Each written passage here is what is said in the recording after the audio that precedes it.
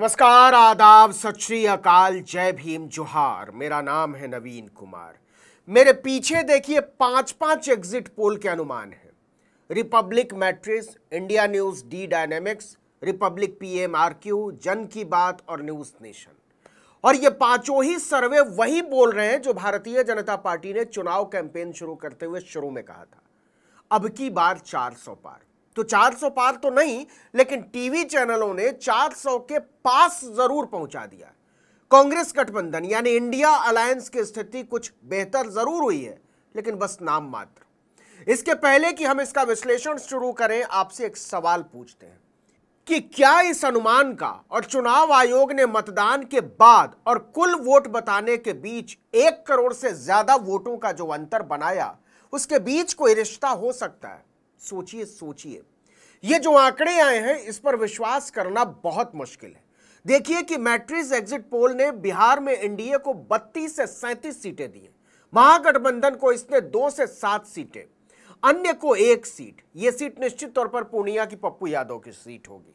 पिछली बार एनडीए ने 39 सीटें जीती थी, बीजेपी 17, जेडीयू 16 और एलजेपी ने सारी 6 सीटों पर जीत दर्ज कर डाली थी।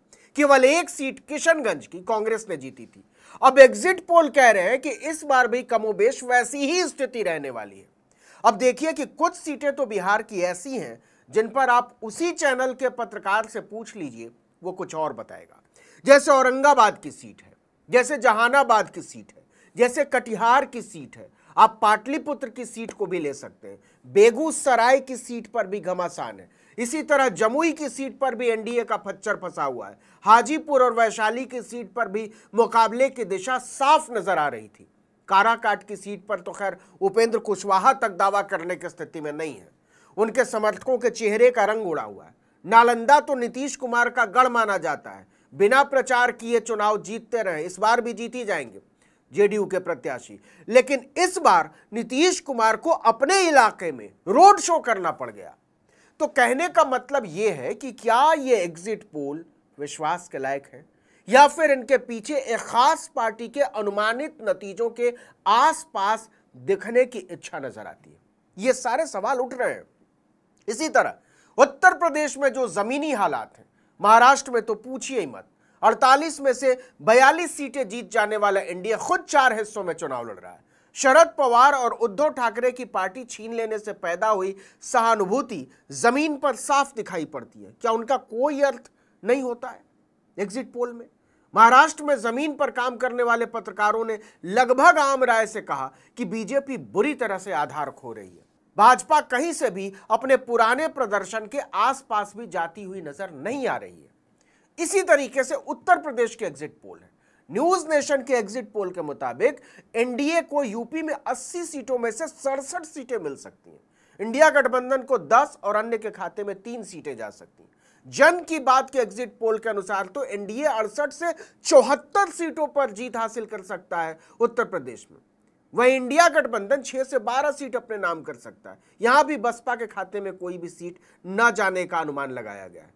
इंडिया न्यूज डी डायनेमिक्स के एग्जिट पोल के अनुसार यूपी की 80 सीटों में से एनडीए को 69 सीटें और इंडिया गठबंधन को 11 सीटें मिलने का अनुमान लगाया गया है। रिपब्लिक PMRQ भी यही कह रहा है कि उत्तर प्रदेश की 80 सीटों में से एनडीए 69 सीटें जीत सकता है, इंडिया गठबंधन 11 सीटें अपने नाम कर सकता है और इसमें भी बीएसपी 0। इसका मतलब तो यह हुआ कि भाजपा ने न केवल 2019 की सारी सीटें बरकरार रखी हैं, बल्कि इसमें इजाफा भी किया है। दिल्ली की 7 सीटें। ज्यादातर एग्जिट पोल कह रहे हैं कि आम आदमी पार्टी और कांग्रेस के हाथ मिलाने का कोई असर नहीं होगा। सिर्फ न्यूज 24 टुडेज चाणक्य के एग्जिट पोल के मुताबिक दिल्ली में 6 सीटें जो हैं वो बीजेपी के खाते में और 1 सीट कांग्रेस को मिलने का अनुमान है। TV9 एग्जिट पोल ने दिल्ली की 7 सीटें भाजपा की झोली में दिखाई है। इन एग्जिट पोल्स पर शक इसलिए भी बढ़ता है कि राजस्थान, जहां कुछ ही समय पहले बीजेपी ने भारी जीत हासिल की है, वहां पर टाइम्स नाउ ने अपने सर्वे में 25 में से सिर्फ 18 सीटों पर भाजपा की जीत का अनुमान लगाया है। कांग्रेस के खाते में 7 सीटें जाती हुई दिखाई गई हैं, जबकि 10 साल से सारी सीटें बीजेपी जीत रही थी। आंध्र प्रदेश इकलौता राज्य है जहां सारे के सारे लोगों का कहना था कि वहां एनडीए को बड़ी बढ़त मिलने वाली है, क्योंकि जगन मोहन रेड्डी की लोकप्रियता बुरी तरह गिरी है। इसके अलावा पिछली बार वो 22 सीटें जीत गए थे, तो इसके बढ़ने के कोई आसार लग नहीं रहे थे। सबसे ज्यादा चौंकाने वाला है कर्नाटक को लेकर एग्जिट पोल।